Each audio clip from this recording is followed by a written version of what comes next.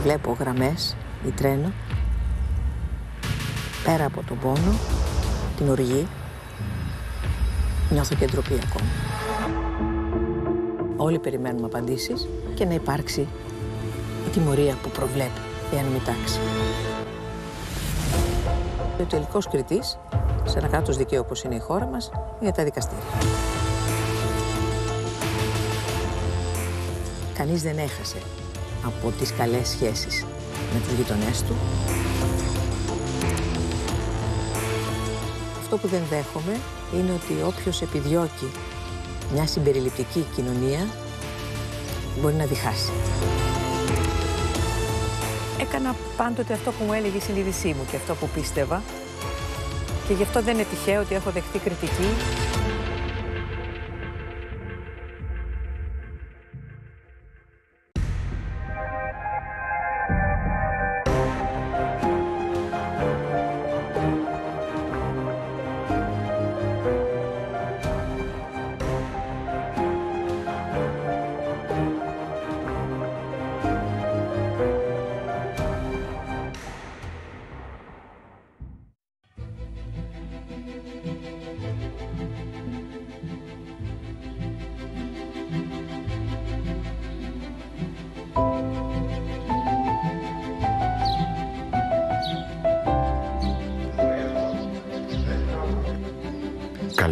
Καλησπέρα. Το 2018, με απόφαση του Αλέξη Τσίπρα, το Συμβούλιο Επικρατείας αποκτά για πρώτη φορά γυναίκα πρόεδρο. Εκατερίνη Σακελαροπούλου. 2 χρόνια αργότερα, τον Ιανουάριο του 2020, η Βουλή με μεγάλη πλειοψηφία, μετά από πρόταση του Κυριάκου Μητσοτάκη, αναδεικνύει την κυρία Σακελαροπούλου πρόεδρο της Δημοκρατίας. Η πρώτη γυναίκα πρόεδρος στην ιστορία της Ελλάδας.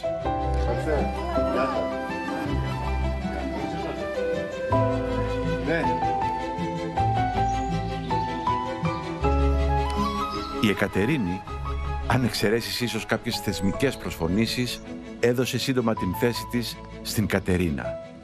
Και απόψε οι πρωταγωνιστές αυτήν την Κατερίνα θα αναζητήσουν. Την γυναίκα δηλαδή πίσω από την πρόεδρο της Δημοκρατίας.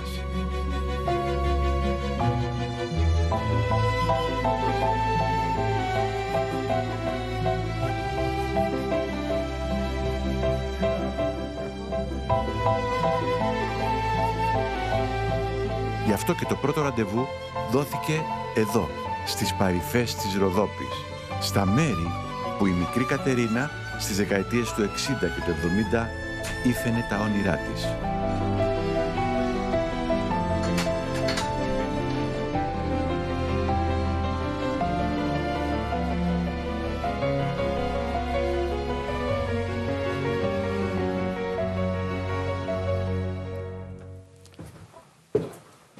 Καλώς τον. Καλώς σας βρήκα. Αυτό λοιπόν είναι το σπίτι των προγόνων. Το σπίτι της προπρογιαγιάς. Η γιαγιά Κατερίνα, της γιαγιάς μου, της το έδωσε ως πρίκα.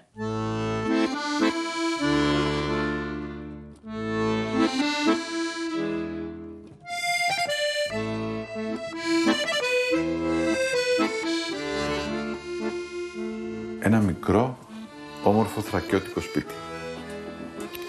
Εδώ. Οι γονείς, οι παππούδες, τα παιδιά και μαζευόμασταν όλοι στο χώρο αυτό. Εδώ τα πούμε. Ναι. Να πάρω το τσαγερό, πάμε να καθίσουμε. Πάμε. Έλα.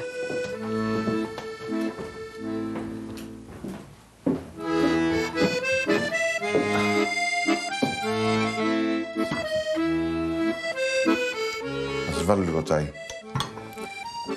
Ευχαριστώ. Νευόταν από την περιοχή. Το καλύτερο.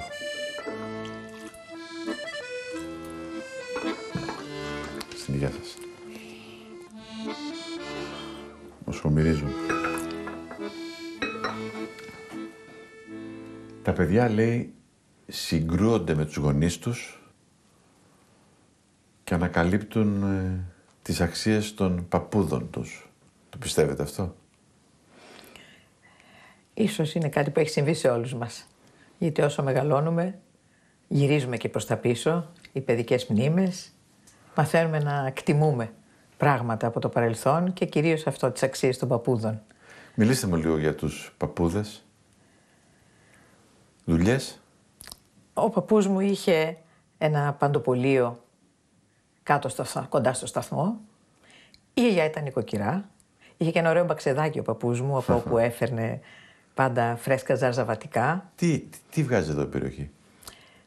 Εδώ είχαν πολλά. Στον μπαξέ τώρα είχε ντομάτες και όλα τα λαχανικά, έτσι, μελιτζάνες, λάχανα. Φουντουκές έχει η περιοχή και παλιά όταν ήμουν παιδί υπήρχαν και καπνά. Όπως ξέρετε βέβαια τα καπνά εγκαταλείφθηκαν εδώ και κάποιες δεκαετίες. Η καλλιέργεια των καπνών έχει εγκαταλειφθεί για τους γνωστούς λόγους και τους περιορισμούς που επέβαλε η Ευρωπαϊκή Ένωση. Μην μου πείτε ότι έχετε δουλέψει και στα καπνοχώραφα. Όχι. Στα καπνοχώραφα όχι. Ήτανε πολύ άγριες συνθήκες, φαντάζομαι, ακούγαμε από τους γείτονες, αλλά μετήχα κάποιες φορές στο μπούρλιασμα. Μπούρλιασμα? Τι είναι αυτό?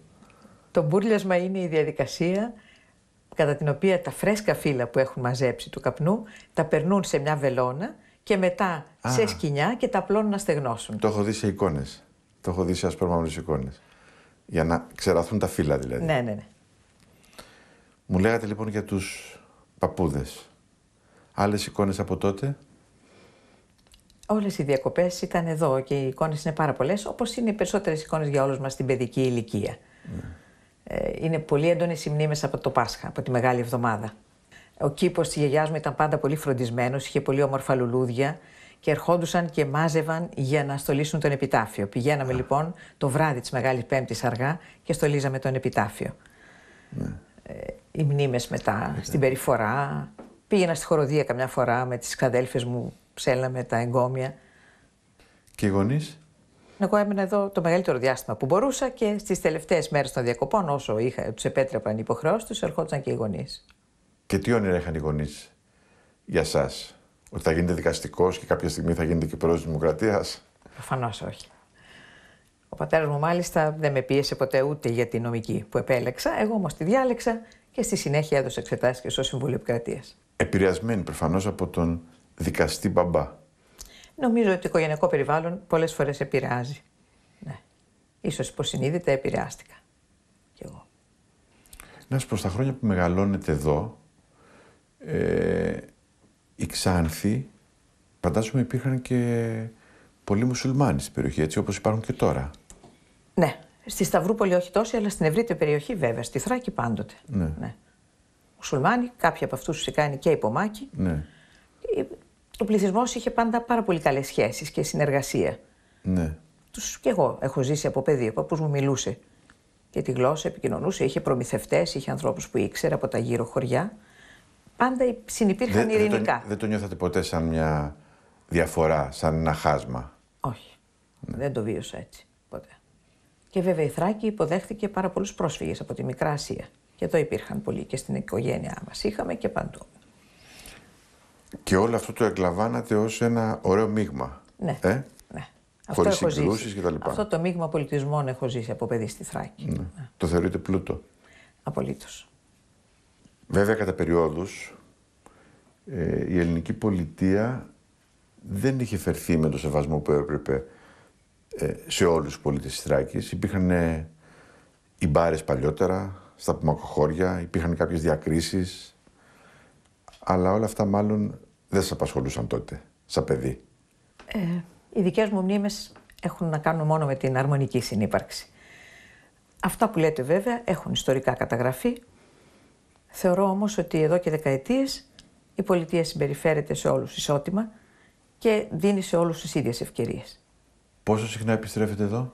Από τον καιρό που έγινα πρόεδρος, ίσως να είναι η πέμπτη-έκτη φορά που έρχομαι. Τι περιλαμβάνει η ξεκούρασή σας όταν έρχεστε εδώ? Αρκετό διάβασμα σε συνθήκες ηρεμίας.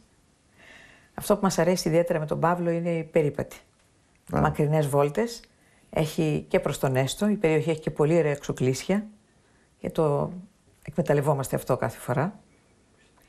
Και βέβαια πάντα προσπαθώ να βρω λίγο χρόνο να περάσω από το νεκροταφείο, να αφήσω ένα λουλούδι στους τάφους των παππούδων.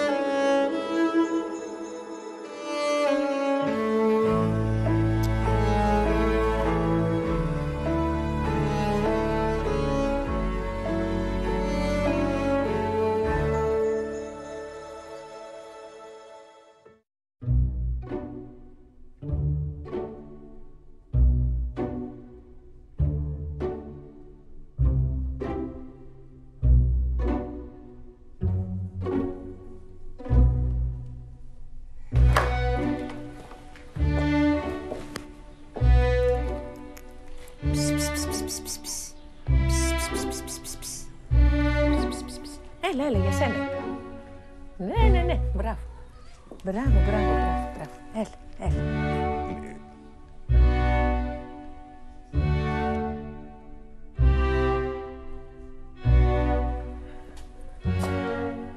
Φάει.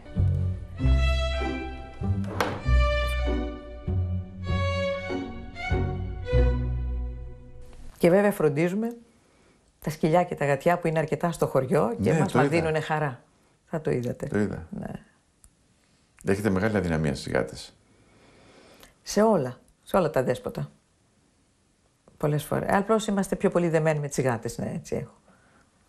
Στις παρυφές του χωριού είδα ένα μεγάλο εγκατελειμμένο στρατόπεδο. Ναι. Υπήρχαν αρκετά σημαντικές στρατιωτικές μονάδες εδώ. Έχει αλλάξει ο σχεδιασμός, έχουν εγκαταλειφθεί τα τελευταία χρόνια και πολλές κατοικίες αξιωματικών στον κεντρικό δρόμο προς το σταθμό. Αυτά τα κλειστά σπίτια, Ναι. Και αυτό οπωσδήποτε έδινε ζωή στο χωριό. Θα ήταν καλό να αξιοποιηθούν αυτές οι εγκαταστάσεις και αυτές οι κατοικίες. Θα ήταν καλό για τον τόπο. Τελευταία έχει αρχίσει και πάλι αναπτύσσεται ο τουρισμός στην περιοχή. Και ξαναγαπάμε τους ορεινούς τόπους, Τους ορεινούς τόπους και τους όχι τόσο αναπτυγμένους, που έχουν περισσότερη φυσική ομορφιά διαφυλάξει. Σωστά. Και η Θράκη είναι από αυτές τις περιοχές. Ναι, πράγματι. Γιατί η Θράκη έχει εξαιρετικό φυσικό περιβάλλον, μνημεία και μοναδική γοητεία. Έχετε έναν αθεράπευτο έρωτα για τη Θράκη. Πατρίδα μας, η παιδική μας ηλικία.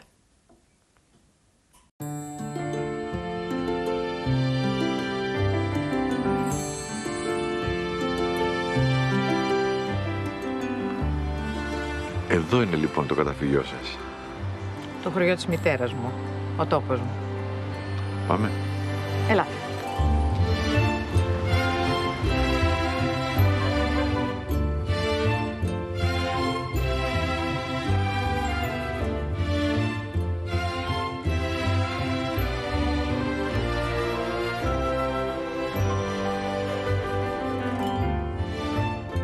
Στις πλαγιές της Ροδόπης, λίγα χιλιόμετρα από τα βουλγαρικά σύνορα, φωλιάζει η ομορφιά της ορεινής Ελλάδας. Ανηφορικά καλντερίμια, πέτρινα κτίσματα και σύννεφα να χαμηλώνουν τον ουρανό. Ένα μελαγχολικό κινηματογραφικό σκηνικό και η Κατερίνα Σακελαροπούλου να υπερηφανεύεται για όλα. Ακόμη και για τα σκυρτήματα της Άνοιξης. Η ίδια γεννήθηκε στην Θεσσαλονίκη, αλλά σύντομα κατέληξε να θεωρεί τόπο της την Ακριτική Σταυρούπολη. Τα μέρη της μητέρας της. 500 κατοίκους έβγαλε η τελευταία απογραφή. Ούτε οι μισοί όμως δεν ζουν πια μόνιμα εδώ.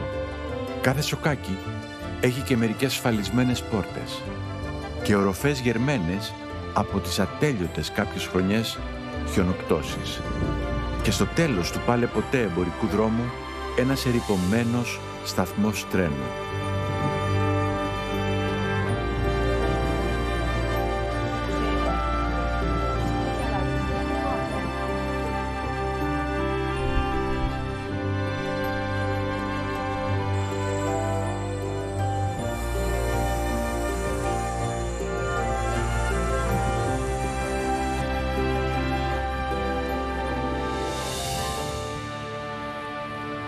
Μνήμες, μνήμες, μνήμες. Εδώ με έφερνε το τρένο από παιδί, από Θεσσαλονίκη, από την Αθήνα μετά, και με περίμενε ο παππούς. Ήταν το μαγαζί εδώ κοντά, έβγαινε στο σταθμό και με περίμενε πάνω στην αποβάθρα. Και πολλές φορές και η ξαδέλφη μου είναι από τις πιο συγκινητικές εικόνες που έχω κρατήσει. Ο παππούς είχε μαγαζί εδώ. Ναι. Πολύ το κοντά. μπακάλικο που λέγαμε. Ναι. Ήταν το κέντρο εδώ, είχε πολλά καταστήματα. Ο σταθμός ήταν η ζωή το τρένο. Είχε μαγαζιά, είχε διάφορες δραστηριότητες με τα χρόνια. Τα ωραία μας τρένα. Αυτή η εικόνα όμως, ξέρετε, νομίζω ότι έχει καταστραφεί για όλους μας. Από εκείνη τη μέρα που χάσαμε 57 ανθρώπους στα Τέμπη. Να σας πω κάτι. Από τη μέρα εκείνη, όταν βλέπω γραμμές ή τρένο, πέρα από τον πόνο και την οργή, νιώθω και ντροπή ακόμη. Θα μάθουμε όμως κάποια στιγμή ποιος είχε τη μεγάλη ευθύνη, ποιος έχει τη μεγάλη ευθύνη, αλλά και τις μικρότερες ευθύνες. Θα αποδοθεί δικαιοσύνη. Ξέρετε ότι αυτή είναι μια ανησυχία του πολίτη. Θέλω να πιστεύω πως ναι. Είναι απέτηση της κοινωνίας, του καθενός από εμάς. Από τη βραδιά εκείνη που χάθηκαν 57 ανθρώπινες ζωές και μάλιστα νέων ανθρώπων. Περισσότεροι νέοι. Περισσότεροι δυστυχώς. Τα αισθήματα του πόνου και της οργής είναι αυτά νομίζω που διακατέχουν όλους μας. Θέλω να πιστεύω ότι η δικαιοσύνη θα κάνει το χρέος της, οφείλει να το κάνει, όλοι περιμένουμε απαντήσεις, να αναζητηθούν, να αποδοθούν οι ευθύνες και να υπάρξει η τιμωρία που προβλέπει η ένομη τάξη. Οι πολίτες έχουν μια επιφύλαξη. Διαβάζω τώρα τελευταία κάποιες έρευνες ότι δεν πιστεύουν ότι η δικαιοσύνη θα βρει τους ενόχους. Είναι λίγο θλιβερό η πλειοψηφία της κοινωνίας να μην πιστεύει στη δικαιοσύνη. Εγώ θέλω να πιστεύω ότι θα κάνει τη δουλειά της και στο τέλος θα δώσει τις απαντήσεις που περιμένουμε. Δεν είναι όλα τα ερωτήματα απλά. Είναι περίπλοκα. Χρειάζονται έρευνα. Αλλά βέβαια οι δικαστές οφείλουν να δείξουν την ευθυκρισία και τη γενναιότητα που χρειάζεται να φτάσουν την έρευνά τους. Αυτό είναι το ιερό τους χρέος ως το τέλος.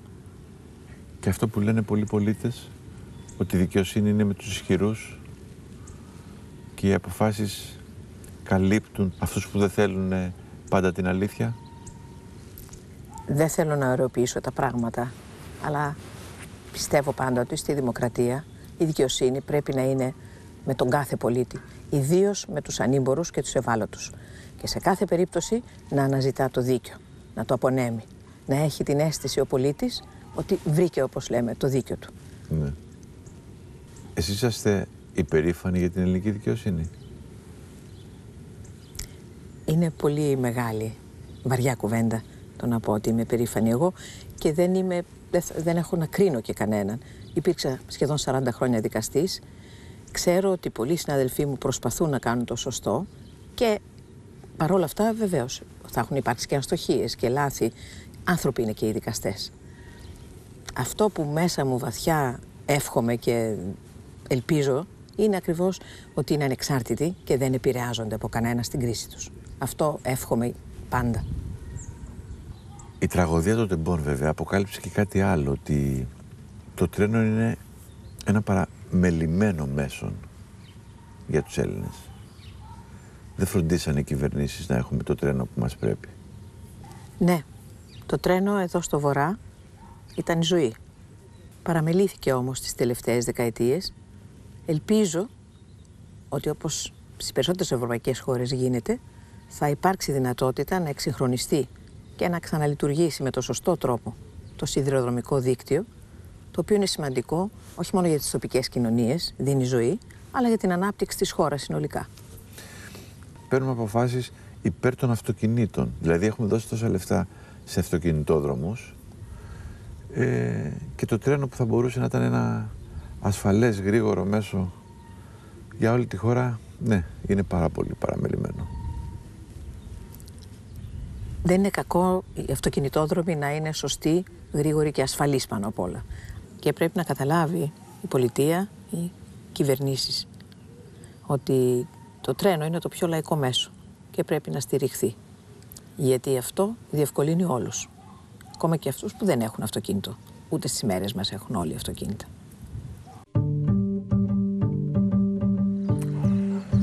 Έκανα πάντοτε αυτό που μου έλεγε η συνείδησή μου και αυτό που πίστευα και γι' αυτό δεν είναι τυχαίο ότι έχω δεχθεί κριτική. Εξακολουθούμε να είμαστε μια ανδροκρατούμενη κοινωνία. Είναι σαφές ότι δεν έχει επέλθει η πλήρης ισότητα.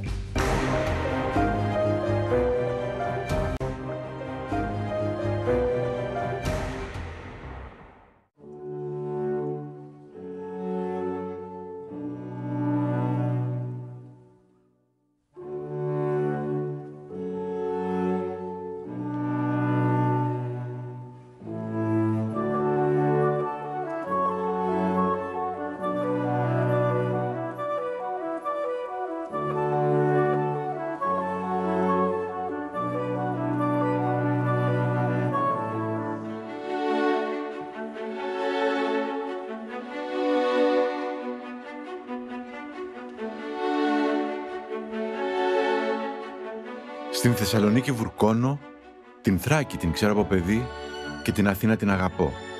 Την Κυψέλη που μεγάλωσα και το Μεταξουργείο που ζω. Συνηθίζει να λέει η πρόεδρος της Δημοκρατίας. Η μοναχοκόρη του Νίκου και της Αλίκης. Το καμάρι του Σακελαρόπουλου του Αρεοπαγίτη.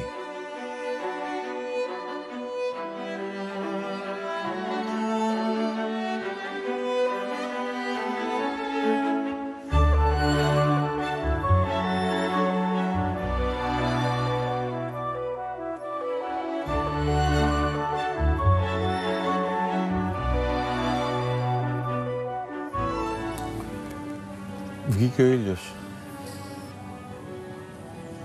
Να και μια ανοιξιάτικη μέρα στα μέρη σας. Δεν είναι συχνός ο ήλιος και είναι ευχάριστος όταν εμφανίζεται. Αλλά νομίζω ότι σε αυτό το τοπίο ταιριάζει και η μουντάδα. Τους τελευταίους μήνες υπήρξε μια συζήτηση εάν ο νόμος της κυβέρνησης για τα μη κρατικά πανεπιστήμια ξεπερνάει ή τέλος πάντων είναι σύμφωνος με το άρθρο 16 του Συντάγματος. Ποια είναι η δική σας απάντηση? Παρακολούθησα φυσικά αυτή τη συζήτηση, αυτό τον επιστημονικό διάλογο. Υπάρχει και ο διάλογος στην κοινωνία. Οι συνταγματολόγοι εκφράστηκαν και προς τη μία και προς την άλλη κατεύθυνση, εν ώψη της διατύπωσης της συγκεκριμένης διάταξης του Συντάγματος. Θεωρώ ότι ο τελικός κριτής σε ένα κράτος δικαίου όπως είναι η χώρα μας είναι τα δικαστήρια. Άρα τελική απόφαση την έχει το Συμβούλιο της Επικρατείας. Λογικά ναι. Τι παρακολουθείτε την κριτική που σας κάνουν κατά καιρούς και πολίτες, αλλά και κάποιοι άλλοι παράγοντες της χώρας? Την παρακολουθείτε την κριτική? Φυσικά. Οφείλω νομίζω να την παρακολουθώ, γιατί κανείς δεν είναι στο απειρόβλητο σε μια δημοκρατία. Γράφτηκε και σχολιάστηκε ότι μετήχατε στα επινίκια της ψήφισης ενός νόμου. Μιλώ για τον νόμο για την ισότητα στο γάμο. Δεν έχουν ακριβώς έτσι τα πράγματα. Σε κάθε περίπτωση δεν είναι επινίκια για ένα νόμο. Είναι μια εμβληματική ρύθμιση που αφορά το δικαίωμα μιας ομάδας συμπολιτών μας να έχει τα ίδια δικαιώματα με όλους εμάς. Και μάλιστα δικαιώματα και στα παιδιά. 40 σχεδόν χρόνια ως δικαστής και 4 χρόνια που συμπληρώνω ως πρόεδρος της Δημοκρατίας, νομίζω έχω δείξει την ευαισθησία μου στα ανθρώπινα δικαιώματα και στην καθολική απόλαυσή τους από όλους τους πολίτες. Ναι. Αυτό που δεν δέχομαι είναι ότι όποιος επιδιώκει μια συμπεριληπτική κοινωνία μπορεί να διχάσει. Πώς είδατε τις τελευταίες προσπάθειες συνεννόησης του Πρωθυπουργού με τον γειτονά μας, τον Ερντογάν?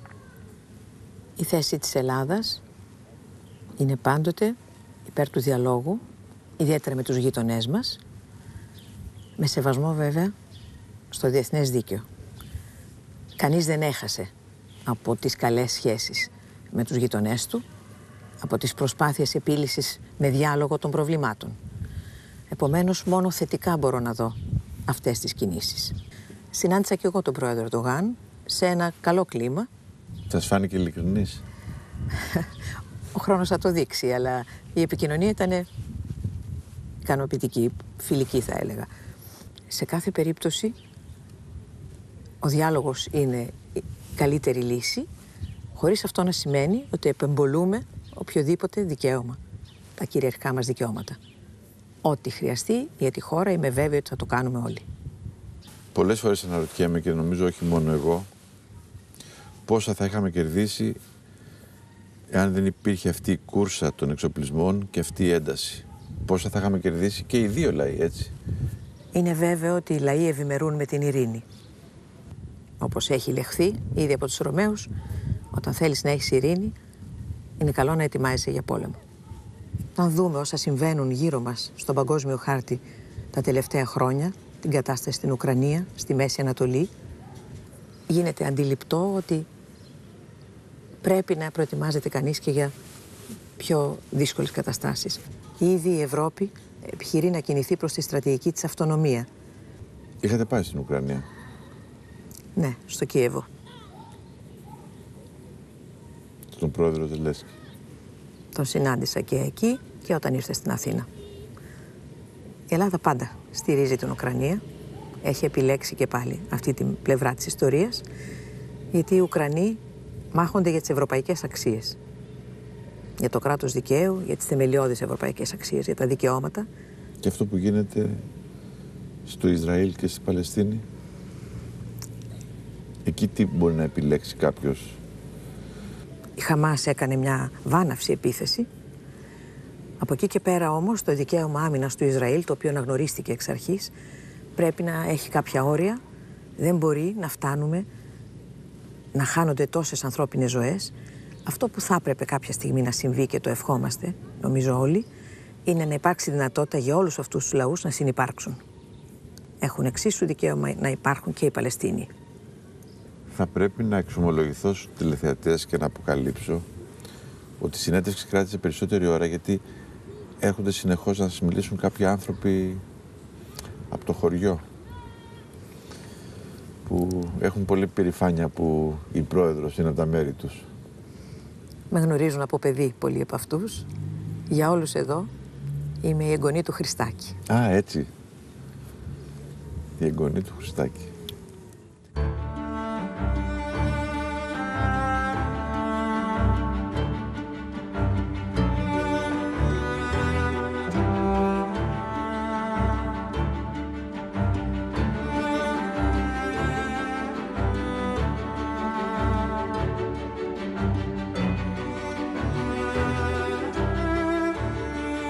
Στις όχθες του Νέστου όλα είναι νοτισμένα. Οι αραιές ψυχάλες είναι εδώ ο κανόνας. Ένα ψηλόβροχο που δεν σε αποτρέπει, αλλά αντιθέτως σε καλεί να το αισθανθείς. Και η βροχή έχει και εκείνη την ιδιωτική της ζωή, που λέει και ο ποιητής.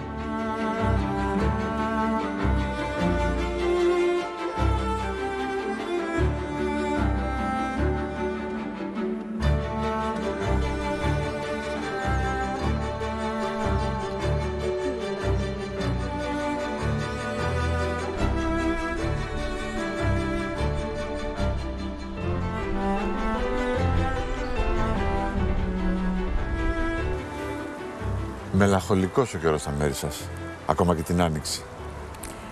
Έτσι το θυμάμαι πάντα. Είναι κοντά η οροσειρά της Ροδόπης, το ποτάμι, πολύ συχνές βροχές, αυτό το ψηλόβροχο που έχει όμως τη δική του γοητεία. Έτσι το θυμάσαι το ποτάμι, τον Νέστο? Εδώ ήταν η ωραία βόλτα μας. Κατεβαίναμε με τους φίλους, περπατούσαμε ως εδώ, παίζαμε με τα νερά, κουβεντιάζαμε στην όχθη.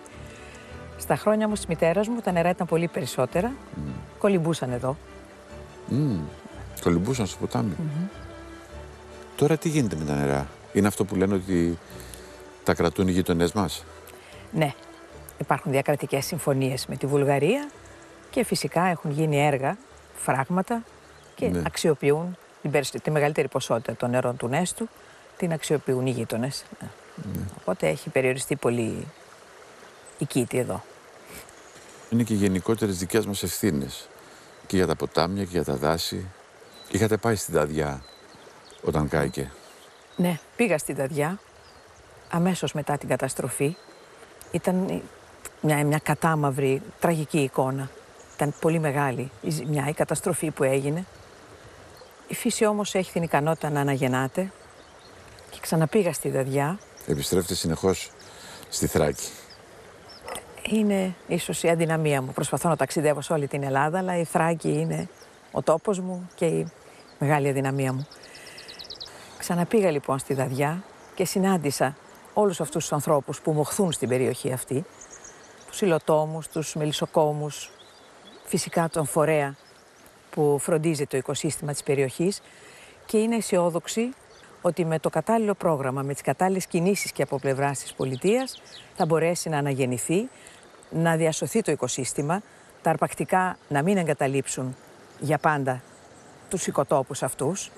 Θέλω να πιστεύω λοιπόν ότι θα υπάρξει αυτή η δυνατότητα να έχουμε τη Δαδιά σύντομα, όσο η φύση θα το επιτρέψει, με την γοητεία που πάντα ξέραμε αυτή την περιοχή.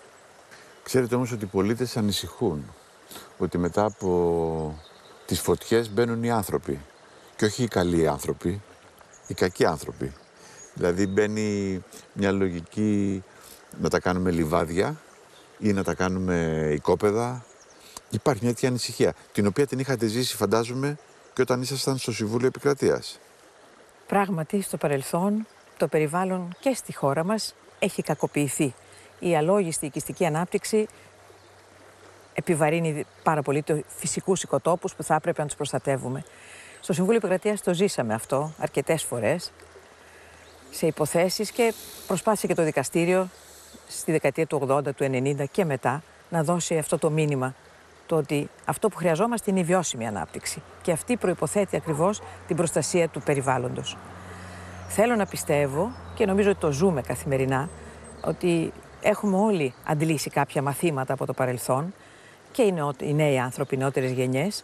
Αντιλαμβανόμαστε πόσο είναι κρίσιμο να διασώσουμε το περιβάλλον για το μέλλον.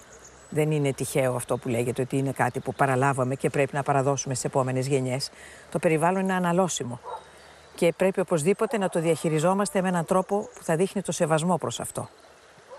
Τώρα που έχετε μια απόσταση από εκείνη την εποχή, του Συμβουλίου Επικρατείας λέω, λέτε θα έπρεπε να ήμουν πιο αυστηρή, θα έπρεπε να ήμουν πιο στο πλευρό του περιβάλλοντος.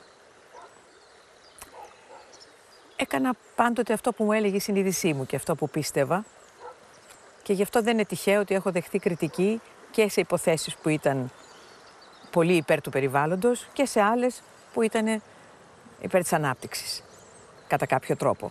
Το Συμβούλιο λοιπόν έχει προσπαθήσει να κρατήσει αυτή την ισορροπία και εγώ προσωπικά έχω κάποιες σκέψεις πάνω σε συγκεκριμένες υποθέσεις που δεν έχει σημασία τώρα να συζητήσουμε, αλλά κάνει κανείς αυτό που του λέει η συνείδησή του και ελπίζω για το καλύτερο.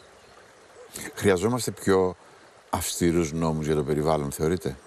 Χρειαζόμαστε να εφαρμόζουμε τους νόμους πάνω απ' όλα, και η αλήθεια είναι ότι σε κάποια θέματα, όπως ας πούμε είναι η νομοποίηση των αυθαιρέτων, που έχουμε και αυθαίρετα μέσα στα δάση, ή τα θέματα της εκτός σχεδίου δόμησης, αυτά είναι μεγάλα ζητήματα τα οποία δεν κατάφερε η χώρα μας να αντιμετωπίσει επί δεκαετίες τώρα με επαρκή τρόπο. Νομίζω ότι θα μπορούσαμε να έχουμε πάει καλύτερα στο θέμα του περιβάλλοντος και στο θέμα της κλιματικής κρίσης. Δείχνουμε λίγο σαν να μην συνειδητοποιούμε πόσο αργά είναι, πόσοι κίνδυνοι υπάρχουν. Ναι. Νιώθετε πλέον ότι ζούμε σε μια πολιτεία που η προστασία του περιβάλλοντος είναι προτεραιότητα? Δεν νομίζω, παρόλο που το Σύνταγμα του 1975... Το πρώτο Σύνταγμα λέτε τώρα, της μεταβολής του Καραμανλή. Ναι, ακριβώς. Το Σύνταγμα του 1975 θεωρήθηκε, όταν ψηφίστηκε, το πιο προοδευτικό σε αρκετές διατάξεις του, ιδίως το άρθρο 24 για την προστασία του περιβάλλοντος. Σε όλα τα ευρωπαϊκά συντάγματα, πολύ λίγες χώρες είχαν διάταξη για την προστασία του περιβάλλοντος. Ήταν λοιπόν μια ρύθμιση πλήρης και πολύ σημαντική. Παρόλα αυτά, διαχρονικά, δεν δώσαμε στο περιβάλλον την προτεραιότητα, νομίζω, που έπρεπε. Πολιτεία, νομοθέτης και η εκτελεστική εξουσία, αλλά και οι πολίτες τελικά. Ίσως γιατί είναι λίγο πιο βολικό να κοιτάει ο καθένας τι τον εξυπηρετεί και να κινείται με αυτόν τον τρόπο, γιατί το βλέπαμε ως κάτι πολύ μακρινό. Όλοι έχουμε κάποια ευθύνη σε αυτό. Και δύο ιδίως από τα θέματα, η εκτός σχεδίου δόμηση και η αυθαίρετη δόμηση, είναι ζητήματα στα οποία ολιγόρησε η πολιτεία, τελικά όμως και η κοινωνία. Γιατί πολλές φορές και ο νομοθέτης προσπαθεί να είναι αρεστός στο κοινωνικό σύνολο. Ένα άλλο παράδειγμα είναι τα νησιά. Πολλές φορές ο τρόπος λοιπόν που αναπτύσσονται οικιστικά είναι βλαπτικός για τη φυσιογνωμία του στο μέλλον. Δεν θέλω να αναφερθώ σε κάποιο νησί συγκεκριμένα, αλλά αφηρημένα ας πούμε ένα παράδειγμα, ότι ένα νησί αναπτύσσεται οικιστικά, χτίζεται, καινούργιοι οικισμοί, αναπτύσσονται υπάρχοντες. Σε κάποιο σημείο δεν θα ενδιαφέρεται ο τουρίστας να το επισκεφθεί. Γιατί ακριβώς η φυσιογνωμία του νησιού είναι αυτό που ελκύει και τον τουρισμό. Και τι κάνετε γι' αυτό, θα μπορούσε να αναρωτηθεί ένας τηλεθεατής. Τι μπορεί να κάνει πρόεδρος, τι κάνετε, νουθετείτε ας πούμε τους υπουργούς σε αυτή την κατεύθυνση που λέτε, να είμαστε πιο προσεκτικοί με το περιβάλλον? Δεν νομίζω ότι Είναι στις αρμοδιότητές μου να νουθετώ τους υπουργούς. Οι υπουργοί, η κυβέρνηση κάνει τις επιλογές της. Το ότι μπορεί να πω τη γνώμη μου για ένα θέμα, εάν ερωτηθώ, ή όπως τώρα μιλάμε στις δημόσιες παρεμβάσεις μου, προσπαθώ να τονίζω τα ζητήματα που εγώ πιστεύω ότι είναι σημαντικά για τη χώρα μας και για την κοινωνία. Και ένα από τα σημαντικότερα είναι το περιβάλλον. Και μετά τις φωτιές είχαμε και την απίστευτη αυτή πλημμύρα στη Θεσσαλία, που καταστράφηκαν οικογένειες, επιχειρήσεις. Δεν ξέρω, κάπου έχουμε όλοι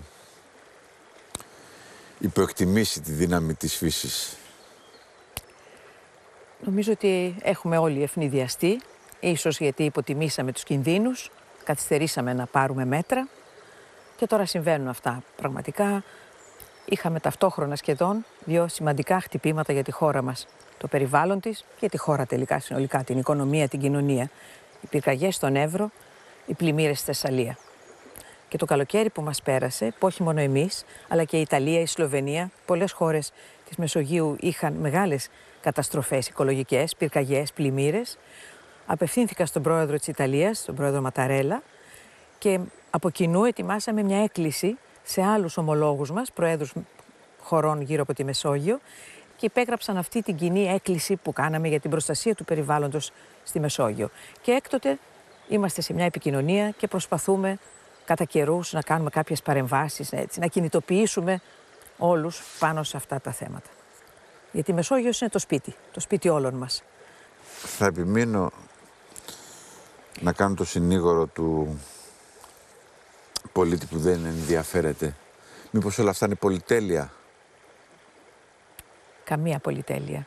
Είναι απολύτως αναγκαία και ουσιώδη. Γιατί όπως έχει πει και ο καθηγητής Ρίφκιν, η Μεσόγειος είναι το καναρίνι στο ορυχείο.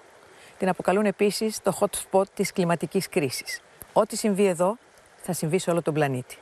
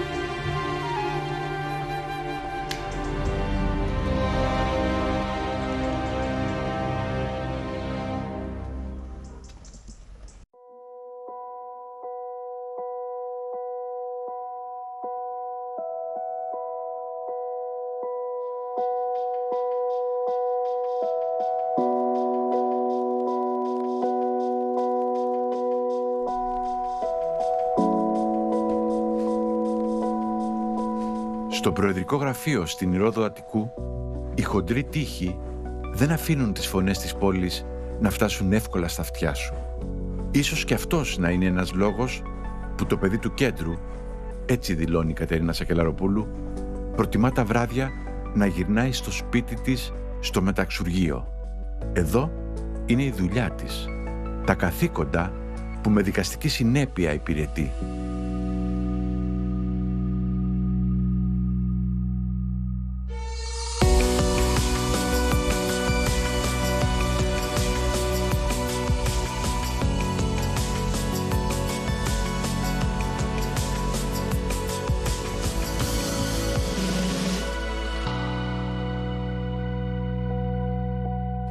Η πρώτη γυναίκα πρόεδρος της Ελληνικής Δημοκρατίας και η πρώτη γυναίκα πρόεδρος στο Συμβούλιο της Επικρατείας. Τι να υποθέσει κανείς, ότι είμαστε σε μια πολιτεία ισότητας ή είναι και ένα άλοθη η επιλογή μιας γυναίκας σε αυτά τα αξιώματα? Ίσως κανένα από τα δύο. Είναι η πορεία των πραγμάτων. Όταν επέλεξα να γίνω δικαστής και έδωσα εξετάσεις στο Συμβούλιο Επικρατείας, ήμουν η 10η γυναίκα που μπήκε. Το 2018 έγινα πράγματι η πρώτη γυναίκα πρόεδρος του Συμβουλίου Επικρατείας. Μέχρι τότε η εξέλιξή μου ήταν μια σταδιοδρομία δικαστή. Κρινόμουν από τους συναδέλφους μου. Είναι το Ανώτατο Δικαστικό Συμβούλιο κατά το Σύνταγμα. Έφτασα λοιπόν να επιλεγώ από το Υπουργικό Συμβούλιο τότε. Το Υπουργικό Συμβούλιο με πρωθυπουργό τον Αλέξη Τσίπρα. Ναι. Το 2018. Πράγματι. Και 2 χρόνια μετά, επιλογή του Κυριάκου Μητσοτάκη για την Προεδρία της Δημοκρατίας. Και μια πολύ μεγάλη πλειοψηφία στη Βουλή. Εγώ θα επιμείνω. Ζούμε σε μια ανδοκρατούμενη κοινωνία ή το αρνείστε? Όχι. Έχουν γίνει βήματα και είναι πολύ σημαντικό, αλλά έχουν ακόμη πολλά να γίνουν. Ναι, και προφανώς όλα αυτά δεν αλλάζουν με έναν νόμο. Αλλά αναρωτιέμαι αν σε αυτή την πορεία, σε αυτή την εξέλιξη τη δική σας, βλέπετε πολλές φορές στα μάτια των ανδρών μια καχυποψία. Εγώ δεν ένιωσα κάποια διάκριση εκ μέρους των συναδέλφων μου στην πορεία μου στο δικαστήριο. Όμως υπάρχουν αυτές οι συμπεριφορές, αν θέλετε. Οι γυναίκες καμιά φορά αισθανόμαστε ότι πρέπει να αποδείξουμε κάτι πολύ παραπάνω για να αναγνωριστούμε. Αυτό νομίζω ότι εξακολουθεί να ισχύει. Ή ότι έχουμε λιγότερες ευκαιρίες, παρόλο που, επαναλαμβάνω, έχουν γίνει σημαντικά βήματα. Μπορούν σήμερα οι γυναίκες να επιδιώξουν και να πετύχουν όσα ονειρεύονται. Αλλά δεν είναι ο δρόμος πάντα εύκολος. Αυτή η περίφημη γυάλινη οροφή δεν σπάζει έτσι εύκολα. Και αντέχετε λιγότερο. Προβοκάρω λίγο την κουβέντα. Μιλώ για κάποιες γυναίκες σε υψηλά αξιώματα της Ευρώπης, σε χώρες δηλαδή, όπως η Φιλανδία κτλ., που κάποια στιγμή λένε δεν αντέχω άλλο, φεύγω. Πώς το ερμηνεύετε εσείς αυτό?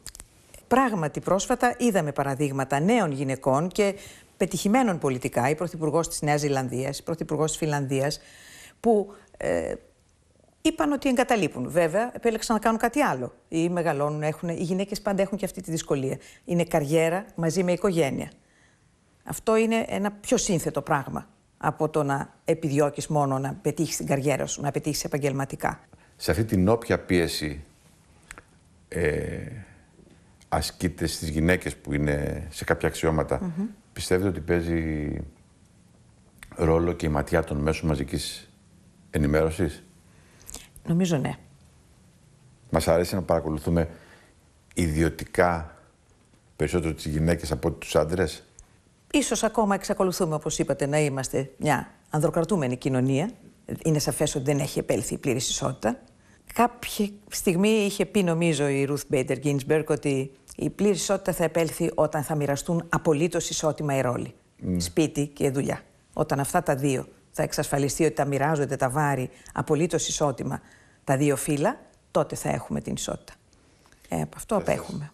Θα σας ρωτήσω για τη Ruth, γιατί πολλές φορές την αναφέρετε, αλλά πιστεύετε ότι αυτό που λέμε ποσόστοση είναι μια λύση? Δηλαδή το κάνανε και στο Καναδά. Είπαν ότι το μισό Υπουργικό Συμβούλιο θα είναι γυναίκες.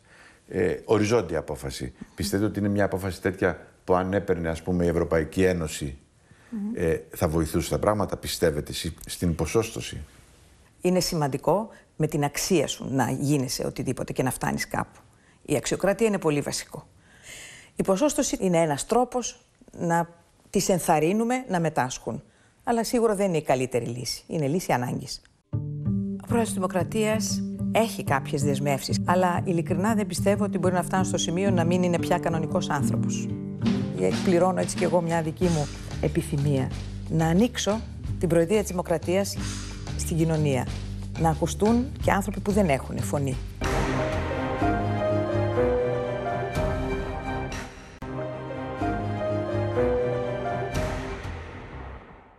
Ποιες είναι λοιπόν οι ηρωίδες σας? Τα γυναικεία πρόσωπα που σας έχουν επηρεάσει ή τέλος πάντων που μελετάτε? Πρώτα απ' όλα θα έλεγα, εκπροσωπώ το φίλο μου.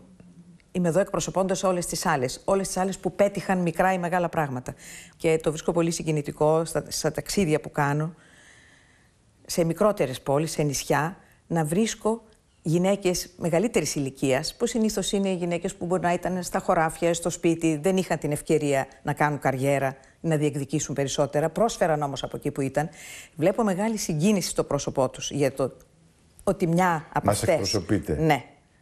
μια που βλέπουν ότι θα μπορούσα να είμαι κόρη τους ή εγγονή τους πολλές φορές. Η συγκίνηση πραγματικά για μένα είναι πολύ σημαντικό αυτό. Που το διαπιστώνω ότι είμαι εδώ και για αυτές. Γιατί έχουν προσφέρει πολλές γυναίκες πολλά για να είμαστε εμείς εδώ σήμερα.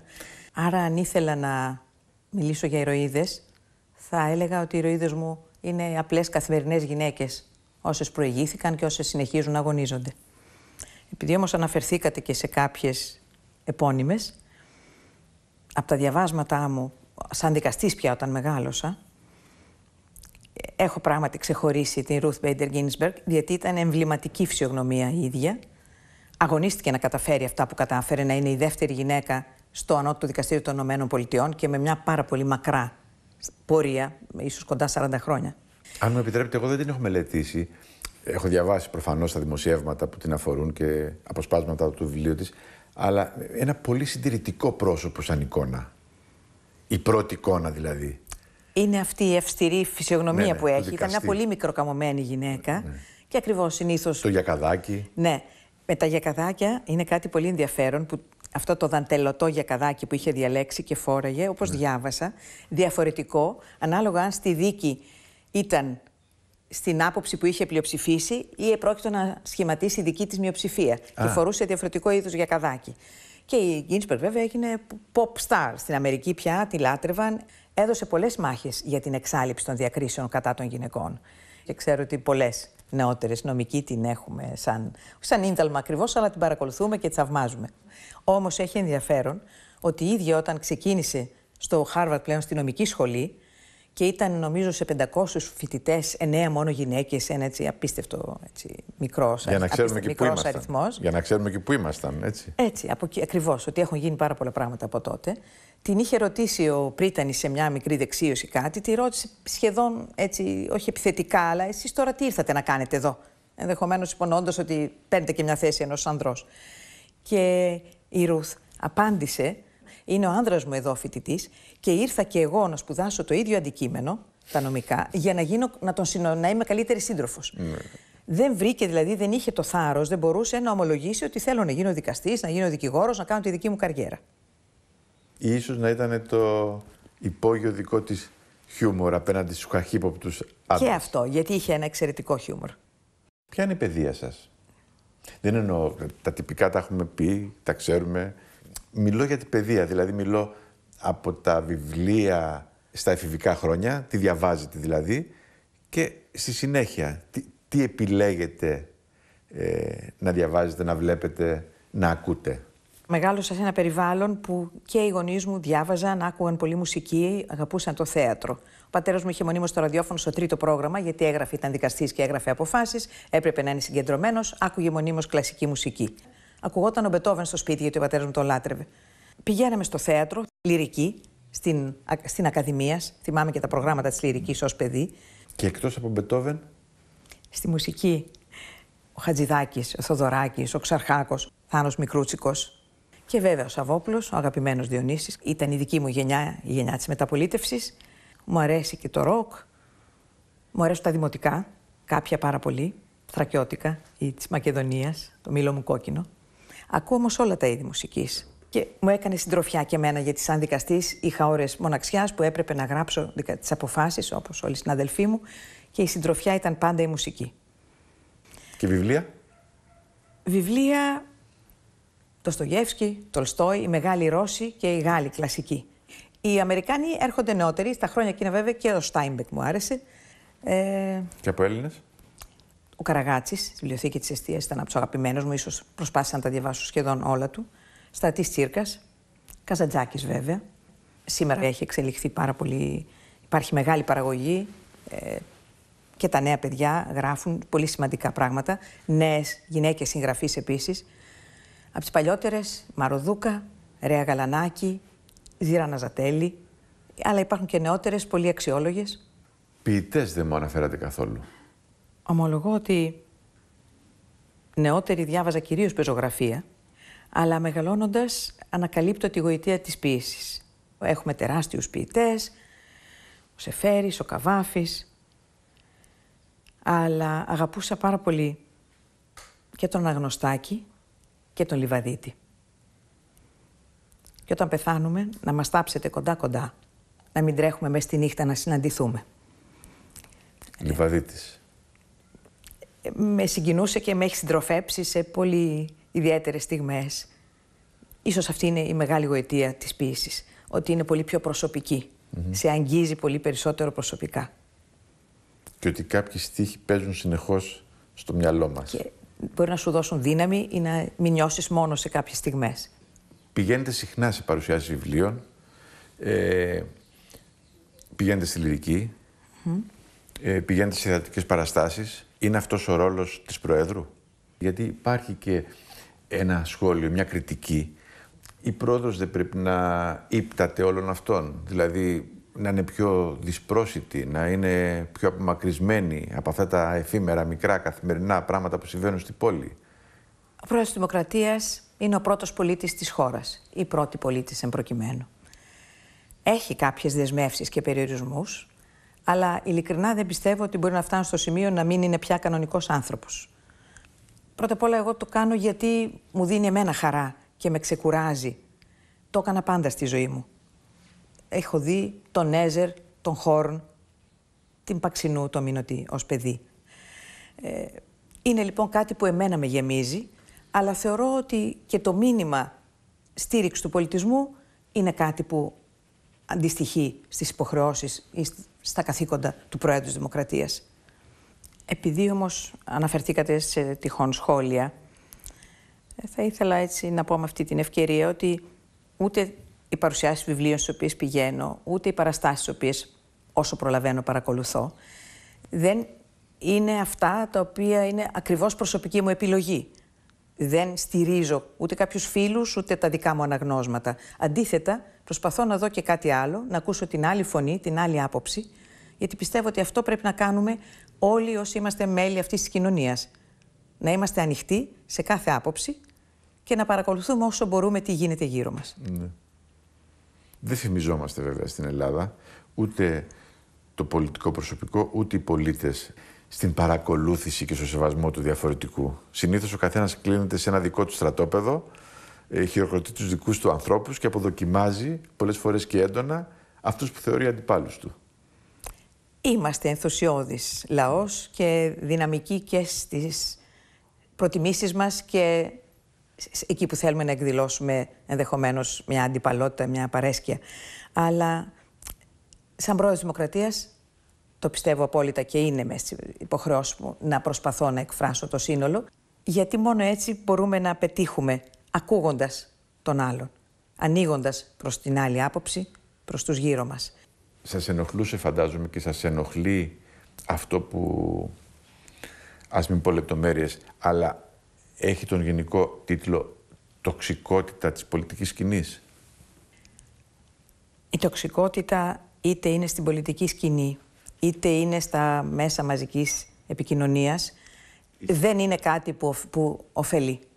Ίσα-ίσα, διότι σκοτίζει τα πράγματα. Όταν δεν είναι κανείς νηφάλιος να ακούσει την άλλη άποψη, να ανταλλάξει επιχειρήματα, δεν μπορεί να καταλήξει. Πρέπει να μένουμε όσο μπορούμε ψύχρεμοι και να ανοίγουμε προς τον άλλον, να ακούσουμε και τη δική του πλευρά. Αυτό νομίζω ότι είναι σημαντικό.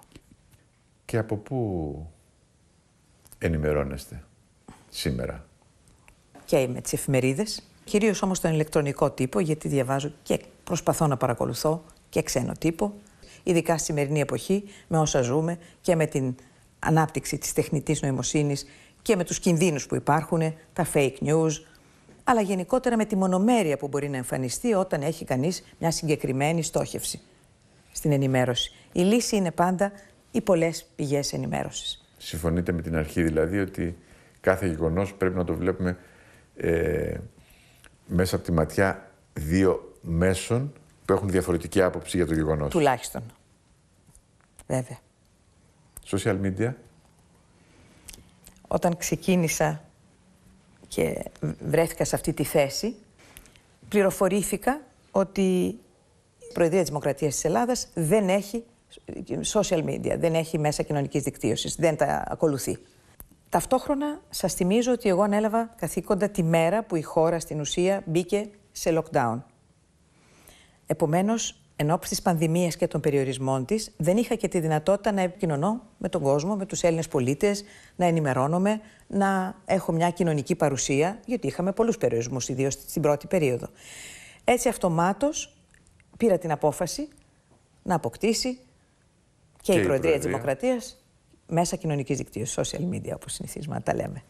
Και πιστεύω ότι έκανα καλά. Ο χρόνος θα δείξει, με την έννοια ότι είναι αναγκαίος δρόμος. Δεν μπορεί να υπάρξει σήμερα ένας δημόσιος λειτουργός και μάλιστα πρόεδρος της Δημοκρατίας χωρίς να παρακολουθεί τα μέσα κοινωνικής δικτύωσης. Οπότε και η Προεδρία της Ελληνικής Δημοκρατίας επικοινωνεί και παρακολουθώ και εγώ, επικοινωνώ όσο μπορώ με το Facebook, το Instagram, το πρώην Twitter.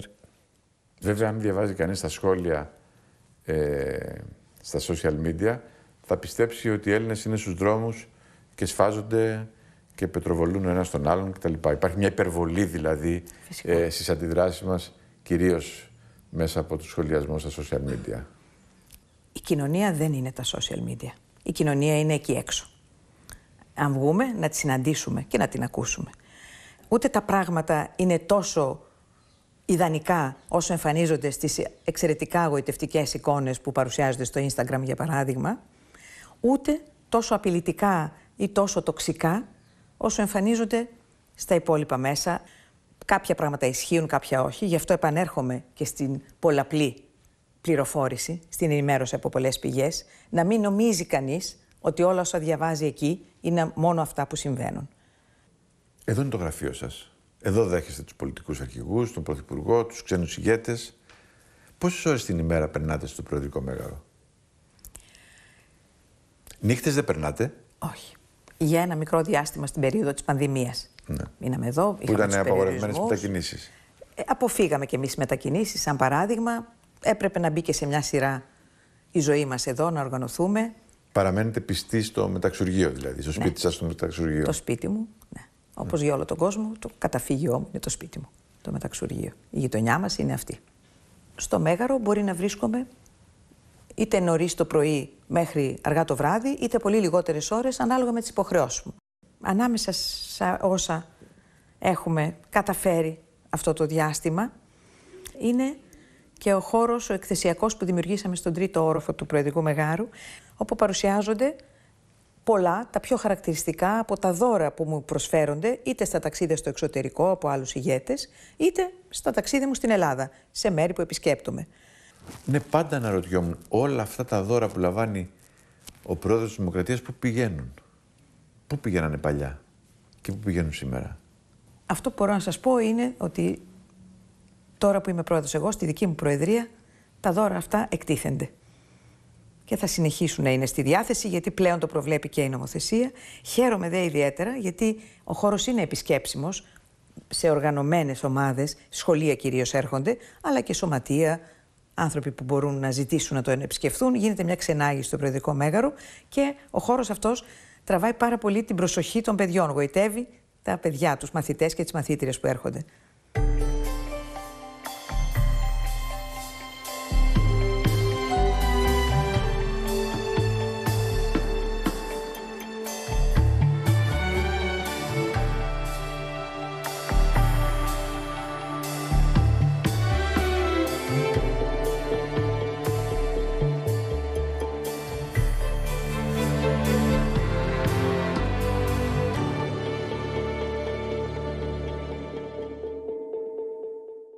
Μπορεί να βρει κανείς εκεί από έργα ζωγραφικής μέχρι κοσμήματα, μέχρι μινιατούρες από πλοία, μέχρι στολές. Προσπαθούμε να είναι όσο πιο αντιπροσωπευτικός γίνεται. Ναι. Από τους τόπους που πέρασα, τους ανθρώπους που γνώρισα και αυτούς που είχαν την καλοσύνη να προσφέρουν κάτι στην Ελληνίδα Πρόεδρο της Δημοκρατίας. Και έχετε ανοίξει και τον κήπο του Μεγάρου στους πολίτες, στα σχολεία, στα παιδιά. Ο κήπος άνοιγε και παλιότερα, αλλά όχι τακτικά. Και είναι συνέχεια του εθνικού κήπου. Ναι. Είναι ένας πολύ όμορφος κήπος, τον έχουμε φροντίσει, έχει και ωραία γλυπτά μέσα, έχει γατιά. Ένα από τα πρώτα πράγματα λοιπόν που ήθελα να κάνω μέσα λίγο στο γενικό πνεύμα ανοίγματος προς την κοινωνία, άλλωστε ο κήπος, όπως και το Προεδρικό Μέγαρο, ανήκει στον ελληνικό λαό. Ήθελα να είναι προσβάσιμος, τουλάχιστον κάθε Κυριακή αυτό το έχουμε καταφέρει. Έρχονται σχολεία, έρχονται άνθρωποι και από μακριά και έτσι δίνεται και σε μένα η ευκαιρία πολλές φορές να συναντήσω πολίτες, συμπολίτες μας, πολλά παιδιά, να μιλήσουμε, να απαντήσω σε απορίες τους, να ανταλλάξουμε σκέψεις. Αυτό έτσι το βρίσκω πολύ ενδιαφέρον. Είναι μια δυνατότητα άμεσης επικοινωνίας.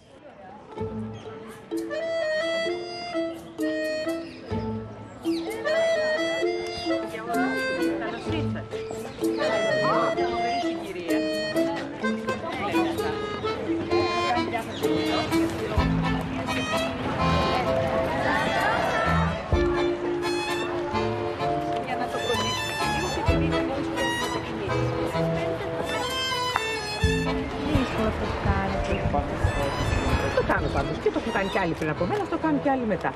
Μπορεί και κάποιοι από εσάς στο μέλλον. Πραγματικά ο κόσμος δείχνει μεγάλη συγκίνηση που έχει αυτή τη δυνατότητα και είναι κάτι που το θεωρώ ότι εκπληρώνω έτσι κι εγώ μια δική μου επιθυμία. Δηλαδή, όσο μπορώ να ανοίξω την Προεδρία της Δημοκρατίας στην κοινωνία. Να ακουστούν και άνθρωποι που δεν έχουν φωνή. Να δούμε και αυτούς που δεν βλέπαμε, δεν ήταν ορατοί τόσο πολύ ως τώρα. Αυτό είναι κάτι που με απασχολούσε και προσπαθώ να το επιτύχω. Αυτός πρέπει να είναι ο τίτλος. Μια πρόεδρος ανοιχτή στις προκλήσεις. Δεν θα το έλεγα τόσο βαρύ. Μια πρόεδρος που προσπαθεί να είναι ανοιχτή. Αυτό. Να είναι ανοιχτή στους άλλους και να είναι ανοιχτή σε όλους. Αυτό πιστεύω ότι είναι και υποχρέωσή μου, αλλά και επιθυμία μου. Μια γυναίκα λοιπόν που θέλει να κρατήσει για όλους ανοιχτή την βαριά πόρτα της Προεδρίας.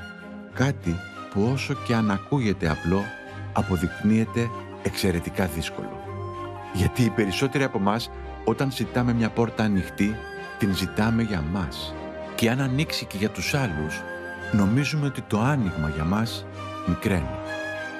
Η Κατερίνα Σακελαροπούλου συμπλήρωσε αυτές τις μέρες 4 χρόνια στην Προεδρία της Δημοκρατίας. Μια Προεδρία κουτσουρεμένη από αρμοδιότητες μετά από τις συνεχείς αναθεωρήσεις του Συντάγματος. Καμία πράξη του Προέδρου δεν ισχύει χωρίς την προσυπογραφή του αρμόδιου Υπουργού, λέει πλέον το Σύνταγμα. Παρ' όλα αυτά η Πρόεδρος παραμένει ρυθμιστής του πολιτεύματος.